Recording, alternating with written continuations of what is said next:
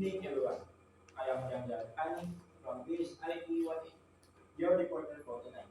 And my presentation is all about the cultural identity by Stuart Hall. Who is Stuart Hall? Stuart Hall was a Jamaican-born British sociologist and cultural theorist, widely considered a founding figure of the Birmingham School of Cultural Studies. Significantly contributing to the field by analyzing how culture is a side of power struggles, particularly focusing on the role of media in shaping identities related to race, class, and gender through his concept or presentations. Si Stuart Pulmono sa sociologist kag cultural theorist nga nagtawo sa Jamaica bearing stars sa British. Isa siya kuno sa mga nagpatakod sa Birmingham School of Cultural Studies. Kag may dako nga contribution sa pag-study kuno kung paano ang kultura nagpapakita sa away pagabot sa power. Ang iyang concept nga representation, focus na siya sa part sa media sa pag-shape sa identity nga related sa lahi, klase, kag gender. Example, central role in cultural studies. Paul is recognized as a pioneer in cultural studies, particularly through his leadership as a Center of Contemporary Cultural Studies at the University of Birmingham. Focus on power dynamics. His work examined how power operates within culture, analyzing how media and cultural practices reinforce dominant ideologies and marginalize certain group. What is the importance of cultural identity in the context of self-understanding? Cultural identity is crucial for self-understanding because it forms a fundamental part of how individuals perceive themselves, shaping their values, beliefs, behavior, and worldview. Essentially, acting as a core component of one's personal identity and influencing how they navigate the world and interact with others.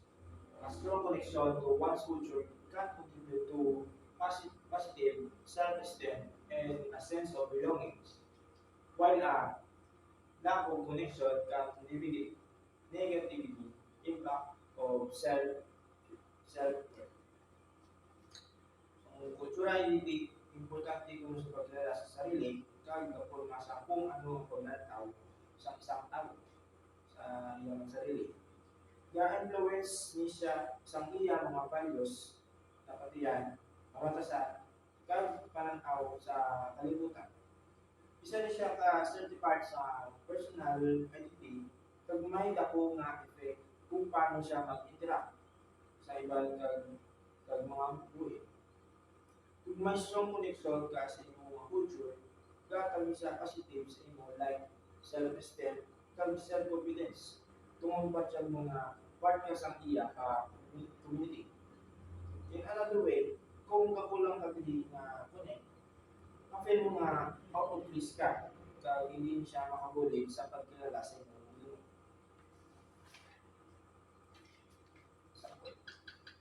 Impact self-esteem and confidence.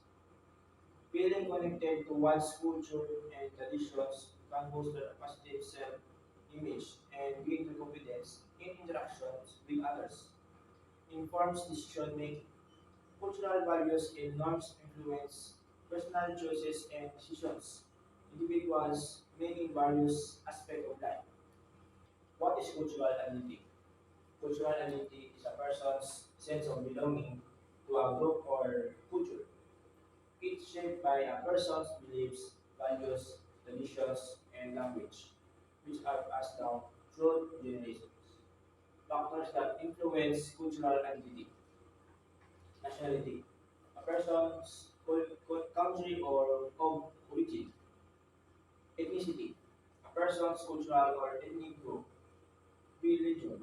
A person's religious beliefs. Social class. A person's social class. Generations.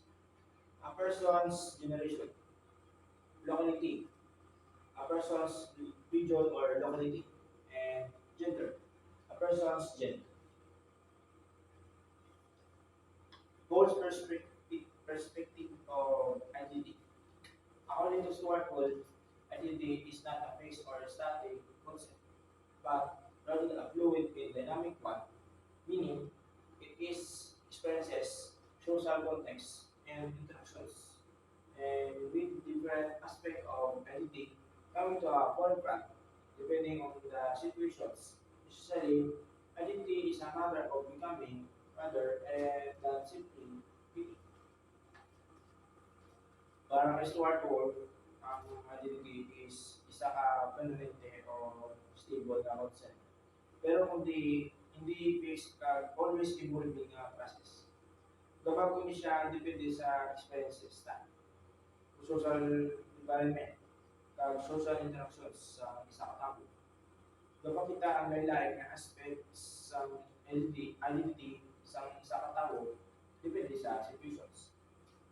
In other words, identity is isa ka pag-transform a matter of becoming instead ang simple lang practices. Okay. Not exercise. Paul rejects the idea of a single inherent identity, arguing that identities are constructed through social discourse and power relations, context dependent. Different aspects of one's identity may be more prominent depending on social situations or context. Identity as a process rather than a fixed trait. Identity as a process rather than a fixed trait means that a person's sense of self is not static or predetermined, but is actively constructed and can change over time based on experiences, relationships, and personal growth, rather than being a single unchanging characteristics. It is a dynamic process of self-discovery and adaptation. Um, Identity as a process rather than a fixed trait means nga ang pagkilala sa isang katao sa iya sarili hindi permanente or nakatagda. Kundi tinawag kag galain over time depende sa experiences, relationships, kag personal development. Hindi ni siya hindi ni siya isa lang kasali sa tao, pero isang active na process sa pagkilala sa sarili. Multiple identities. Individuals can have various aspects to their identity that may be prominent and different types. Active construction. People actively shape their identities through choice, values, and self-reflections. Formation of cultural identity. It is the process by which individuals develop a sense of belonging to a particular culture, shaped by factors like family, community, social interactions, personal experiences, historical context, and shared values, beliefs, and practices, essentially constructing their own identity within a cultural framework. This process is dynamic and evolves throughout time. Ang formation of cultural identity is a process sa kung diin ng isang tao pag-develop sa iya sense or pagbansag na part siya sa isang culture. Nag-form ni siya sa kailangan na circumstance na isang family, community, interactions mo sa ibang tao, personal experiences, history, kapayo sa beliefs and values, kag sa iyong batasan. Pag isini, ginahimo mo sa isa ka tao ang iya sarili na identity sulod sa structure sa iya culture. Family influence. Early exposure to family traditions, language, customs, and values plays a foundational role in shaping cultural identity. Socialization through media. Exposure to media, including television, music, and literature, can influence cultural perception and identity formations. Um, Dynamic nature. Cultural identity is not static and can evolve over time due to new experiences and changing social contexts. Multi- Multiple identities. Individuals may hold multiple cultural identities based on their diverse backgrounds and experiences. The concepts of cultural roots. Cultural roots refers to the traditional beliefs, practices, and narratives that connect individuals or communities to the heritage and ancestry, essentially forming the core of their identity, often deeply influenced by historical and social backgrounds, and expressed through traditions, costumes, and folklore. It signifies the underlying elements that shape a person's cultural perspective even when exposed to external influences. Cultural roots are about sa mga basic beliefs sa pagkasan kag istorya nga nagpakunik sa isang tao or community sa ila mga Lukurman siya sa ila kinalaman kag identity na may influence alin sa history kag social environment. Nagpapakitaan sila agi sa traditions, customs na, kag folklore or legend. Bisan may mga influence alin sa ibang nga culture, nagpapili sila ng factor sa paglantaw sa isang tao sa iya culture. Connection to heritage. It emphasizes the link between present day individuals and their ancestors, providing a sense of belonging to a larger group. Shared values and practices. Cultural roots are often manifested through shared customs, rituals, language, arts forms, and stories that are passed down through generations. Example, religious tradition, celebrating religious holidays and following specific rituals associated with a particular faith. Family customs, passing down unique family recipes, storytelling practices, or naming conventions. Paul's critique of cultural roots. Stuart Hall critiques the idea of fixed cultural roots by arguing that cultural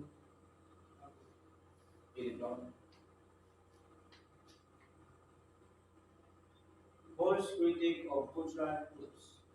Stuart Hall critiques the idea of fixed cultural roots by arguing that culture is not a static entity, but rather a dynamic and fluid process of meaning making constantly shaped by power relations, historical context, and individuals' interpretations. Meaning that cultural identity is not artful in a singular, unchanging past, but in actively structured and reconstructed through lived experiences and interactions within a society. Essentially, he rejects the notion of a pure or social cultural identity that is fixed and unchanging over time.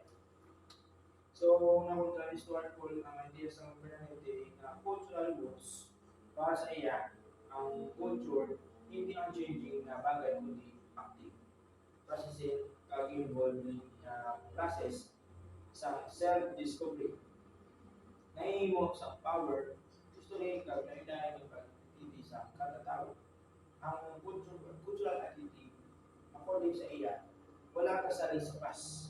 Hindi, kapag ko maliwan, bisan experiences, interactions sa mga tao, minasigway niya ang idea sa puro or basics cultural identity na pinanet wala. Cultural hybridity. Who emphasizes that cultures are not homogeneous but are constantly hybrids, mixing and adapting elements from different sources due to globalizations and migrations. Power dynamics in cultural representations. Here who's the dominant group in society, often cultural representation of cultural unity, which can lead to marginalizations and exclusions of minority groups. What is hybrid identity? A blend of influence. Hybrid identity refers to the way individuals construct their sense of self-doing from multiple sources. These sources can include the cultural backgrounds, ethnicity, nationality, religion, social experiences, family, community, education, personal choices, values, beliefs, interests, fluid and dynamic. Unlike the traditional view of identity as a fixed and stable, hybrid identity acknowledges that who we are is constantly changing and adapting as we encounter new experiences and ideas. A response of globalizations, the increasing interconnectedness of our world, which the movement of people, informations, and ideas has made hybrid identities more common.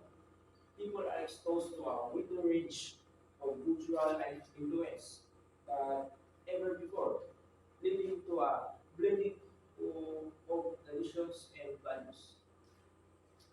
Fluid dynamic is the traditional na view kasaling na ang identity is pinayan kag hindi magalaan.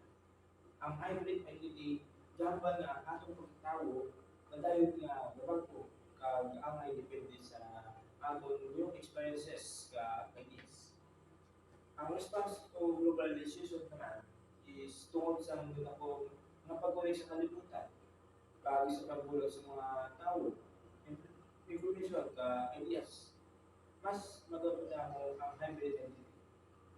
Mas naging open ang mga tao sa nailain nga influence sa mga other cultures na magapanguna sa pag-combine sa lain-lain nga tradisyon kag pagpati. Ipakita niya siya kung paano ang globalization gabulig sa paghimo sa diverse or sari-sari nga identities. Multiplicity.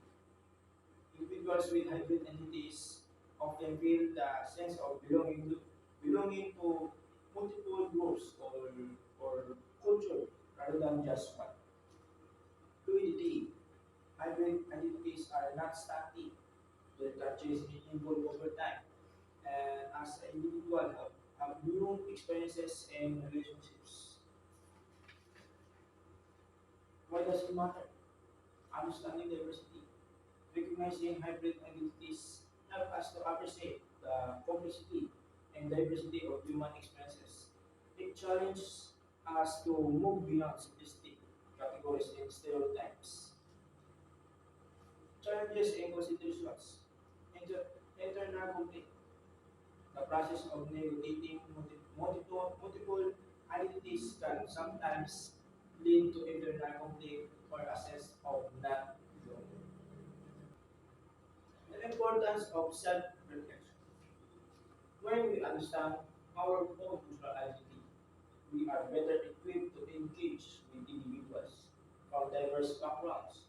This leads to improved social integrations as we can appreciate different perspectives and navigate intercultural interactions with sensitivity and respect. Self-reflection empowers us to recognize our shared unity while acknowledging our unique cultural experiences, ultimately building bridge of understanding and fostering a more inclusive and compassionate society. Kung nakaili dito sa atong cultural identity, mas prepared kita sa pagdala sa mga tao nga halin sa ibang nga culture. Kabulig niya siya para sa mas maayo nga social integration. Tungod kay mas kinabinato pag-appreciate sa lain-lain nga pananaw kag mas maayo kita mag-handle sa interaction sa ibang nga culture nga may respeto kag consideration.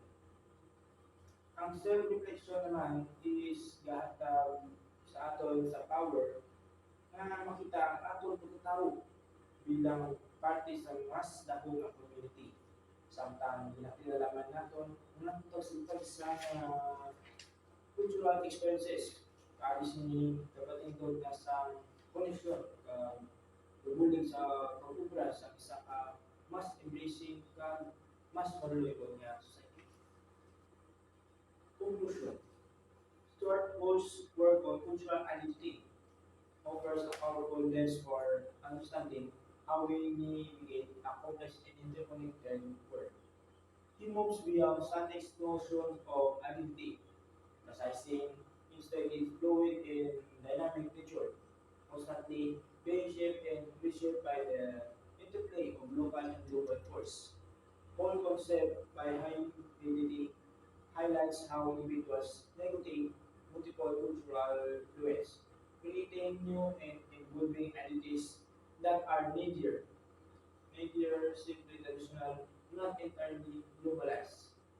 By understanding cultural identity as a process of becoming rather than a phase state of being, we can appreciate the richness and complexity of human experiences and foster intercultural understanding in an increasingly